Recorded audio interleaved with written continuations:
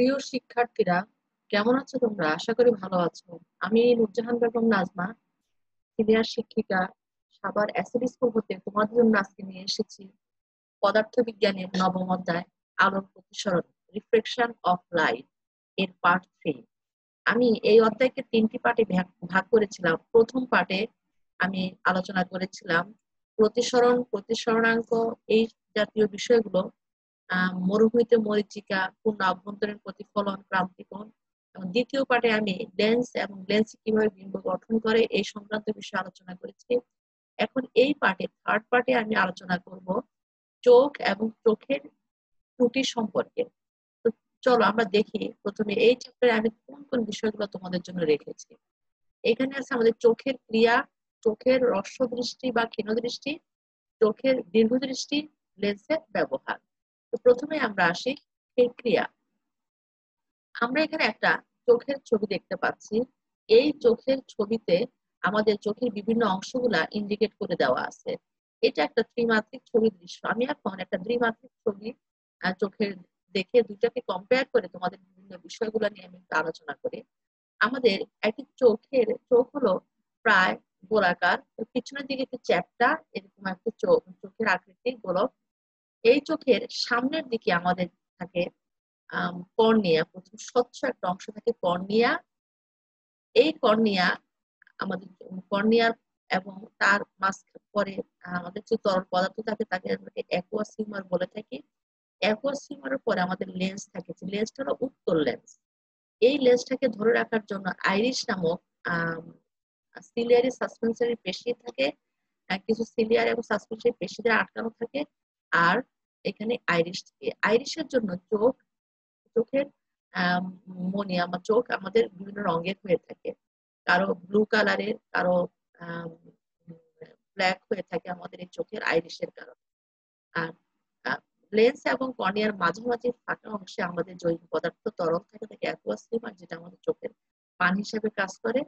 তারপরে আমাদের লেন্স এবং চক্ষু যে গোলকের বিপরীত পাশে থাকে রেটিনা।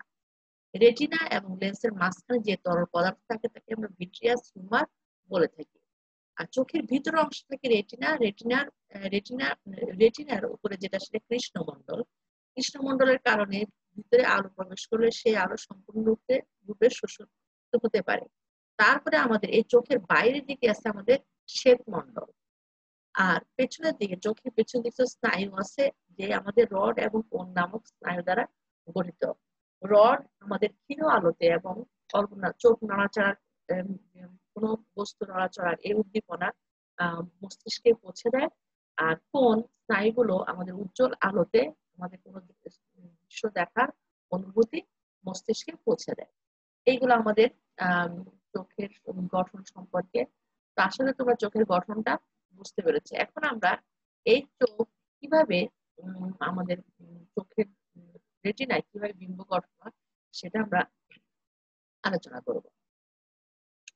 আমাদের চোখের সামনে যদি আমরা একটা লেন্সের সামনে একটা বস্তু, আমরা পি কিউ বস্তু রাখি, তাহলে ফোকাসের বাইরে, কারণ আমরা জানি ফোকাসের বাইরে সদ্বিম্ব গঠিত হচ্ছে আমাদের, তাহলে পিকিউ একটা বস্তু যদি রাখি, পিকিউ থেকে আমাদের আলো পি থেকে আর দুটি আলোক রশ্মি আমাদের এখানে দেখানো আছে। একটা হলো পি আর, লেন্সে প্রধানত সমান্তরালে আপতিত হয়ে আর এফ কিউ পথে প্রতিসরিত হচ্ছে। আরেকটা আলোক রশ্মি পি আলোক কেন্দ্র বরাবর পি কিউ পথে চলে যাচ্ছে। এই দুটি প্রতিসরিত রশ্মি কিউ ওয়ান বিন্দুতে মিলিত হচ্ছে। আর কিউ থেকে একটা আলোক রশ্মি প্রধান অক্ষ বরাবর লেন্স অতিক্রম করে প্রতিসরিত হয়ে চলে যাচ্ছে। এতে করে আমরা পি কিউ বস্তুটির প্রতিবিম্ব পি ওয়ান পাচ্ছি, যেটা হচ্ছে আমাদের আমাদের বস্তুটা হলো আমাদের উল্টা প্রতিবিম্ব পাবো, এবং চোখের রেটিনায় উল্টা প্রতিবিম্ব গঠিত হবে। এই উল্টা প্রতিবিম্ব মস্তিষ্কে গিয়ে পুনরায় আবার উল্টে গেলে আমরা সেই বস্তুটির আকৃতি সোজাভাবে দেখতে পাবো। এভাবে আমাদের চোখে কোনো বস্তু দেখলে আমরা তার প্রতিবিম্ব মস্তিষ্কে গঠিত হয়। এবার আমরা চোখের উপযোজন এই বিষয়টি জানবো। চোখের উপযোজন কি? আমাদের চোখের লেন্সটি এমন ভাবে গঠিত হয়, আমরা জানি লেন্স হলো উত্তল লেন্স। আর উত্তল লেন্সে শুধুমাত্র আমাদের সদ্বিম্ব গঠিত হয় বিধায় আমাদের এই চোখের আকৃতির বিভিন্ন রকম পরিবর্তনের প্রয়োজন হয়, কারণ আমরা চোখের সাহায্যে দূরের এবং কাছের জিনিস দেখতে পারি, এবং দূরের এবং কাছের জিনিস দেখার জন্য লেন্সের ফোকাল দূরত্ব পরিবর্তনের প্রয়োজন হয়। চোখের অ্যাকুয়াস হিউমার, ভিট্রিয়াস হিউমার এবং অন্যান্য উপাদানগুলো মিলে এই চোখের অর্থাৎ ফোকাল দূরত্ব ক্রমান্বয়ে কম বেশি করার ক্ষমতা, যে ক্ষমতা, তাকে আমরা চোখের উপযোজন বলে থাকি। স্পষ্ট দর্শনের ন্যূনতম দূরত্ব, আমাদের এক চোখ সর্বনিম্ন একটা দূরত্ব পর্যন্ত আমরা একটা বস্তুকে ভালোভাবে দেখতে পারি, এর থেকে আরো নিকটে আনলে আমাদের চোখে একটা ব্যথা সৃষ্টি হয় বা ক্লান্তি অনুভব করি। সাধারণ চোখ, স্বাভাবিক চোখ 25 সেন্টিমিটার দূরত্বের বস্তুকে ভালোভাবে দেখতে পায়।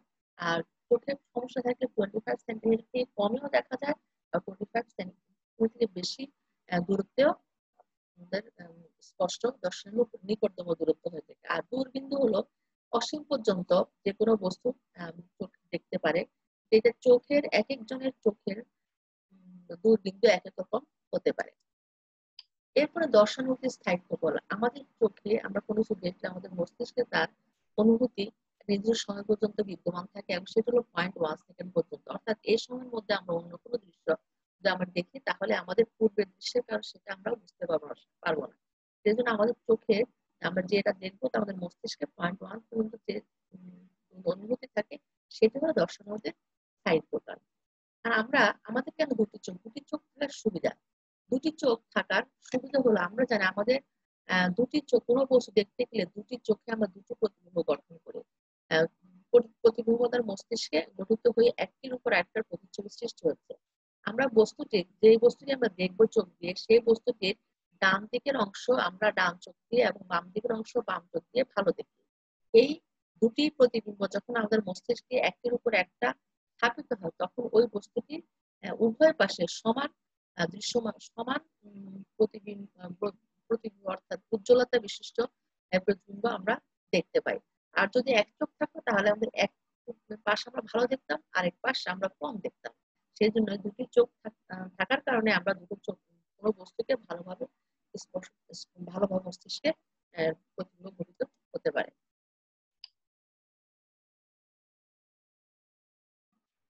এবার আমরা আলোচনা করব চোখের ক্রিয়া। আমরা স্বাভাবিক চোখের নিকটতম দূরত্ব 25 সেন্টিমিটার থেকে অসীম পর্যন্ত আমরা জানি। দূরতম দূরত্ব অসীম এবং নিকটতম দূরত্ব 25 সেন্টিমিটার।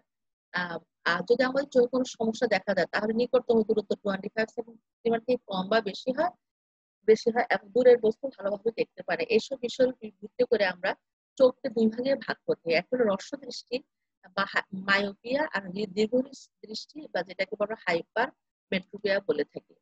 এখন আমরা এই হ্রস্ব দৃষ্টি এবং দীর্ঘ দৃষ্টি কেন হয়, কি জন্য হয়, সেটা কারণ সহ আমরা এখন আলোচনা করব।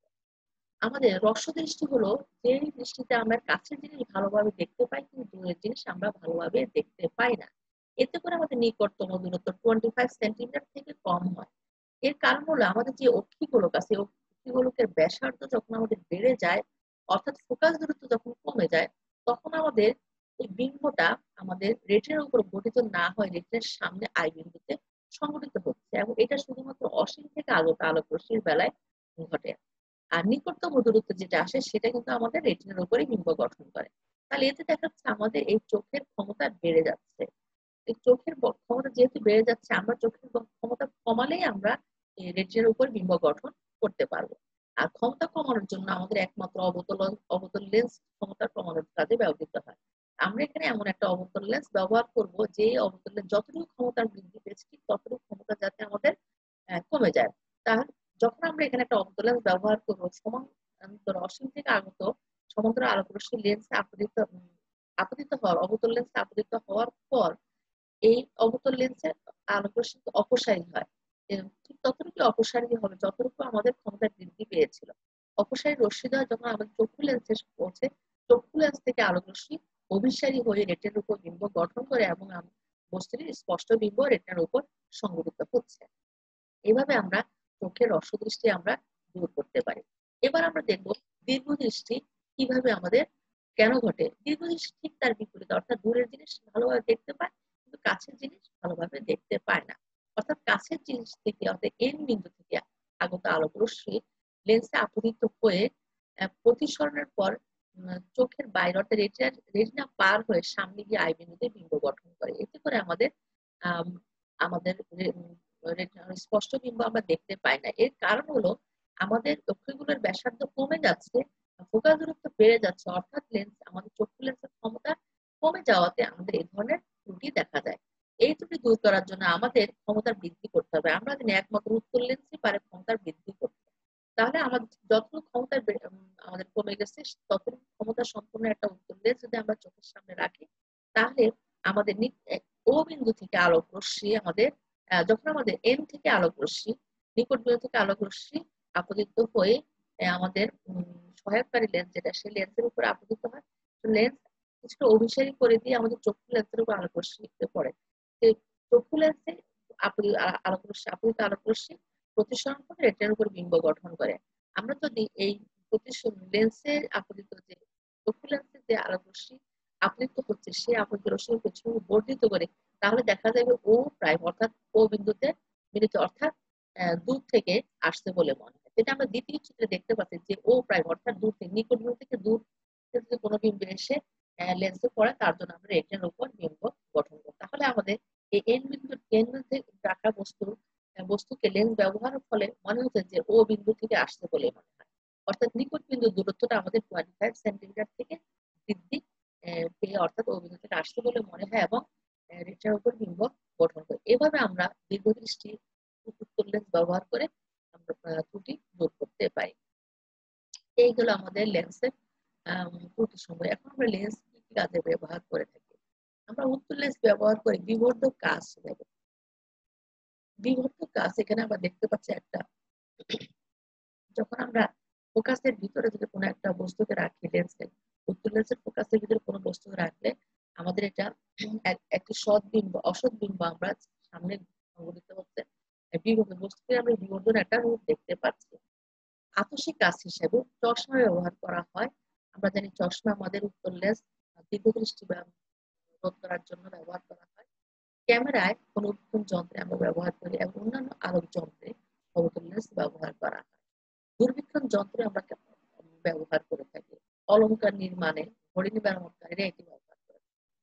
গাড়ির চালক গাড়ির রিয়ার ভিউ মিররে ব্যবহার করে থাকেন। আর অবতল লেন্স হলো অবতল লেন্স আমাদের চশমা ব্যবহার করা হয়। আমাদের ক্ষীণ দৃষ্টির ক্ষেত্রে আমরা চশমা অবতল লেন্স ব্যবহার করে থাকি। কোনো কোনো দূরবীক্ষণ যন্ত্রে আমাদের অবতল লেন্স ব্যবহার করা হয়। অন্যান্য আলোক যন্ত্রে বিভিন্ন পরীক্ষণ এবং দাঁত এর চিকিৎসায় আমরা অবতল লেন্স ব্যবহার করি। এখানে আমাদের চিত্রে বিভিন্ন দৃশ্যগুলো দেখানো আছে। আমাদের বাইনোকুলারে ব্যবহার করা হয়, চশমা ব্যবহার করা হয়, আকস্মিক কাচে এবং দূরবীক্ষণ যন্ত্রে আমরা ব্যবহার করে থাকি উত্তল লেন্স এবং অবতল লেন্স। তো ধন্যবাদ। এখানে আমাদের আজকের মতো শেষ। সবাইকে ধন্যবাদ। আশা করি তোমাদের ভালো অনেক উপকারে আসবে। ধন্যবাদ সবাইকে।